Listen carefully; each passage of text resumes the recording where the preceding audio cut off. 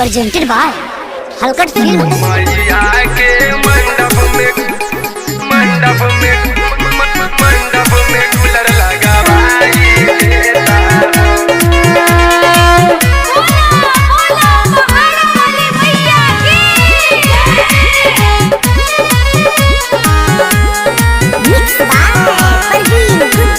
सतमी के दिन मोरा तीरा खाई लगता कि मैया मोरा बड़ी खिसियाई।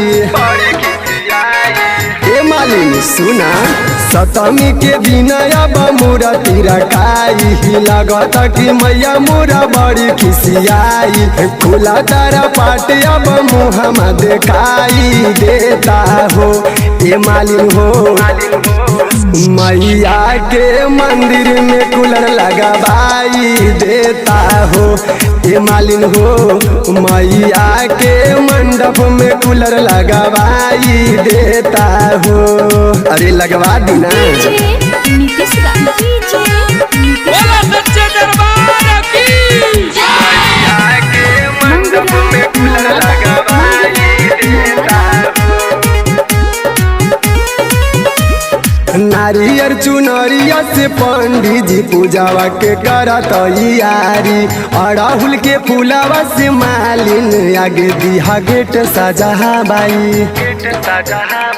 सुना नारियर चुनरिया से पंडित जी पूजावा के करत यारी। अड़हुल के फूलावा से मालिन आगे दिहा गेट सजा बाई। टेबुल पंखा ऊपर वाला जला भी लगाई देता हो। ए मालिन हो मैया के मंडप में कूलर लगावाई देता हो। ए पंडित जी मैया के मंडप में कूलर लगावाई देता जी। मैया के मंडप में कूलर लगावाई देता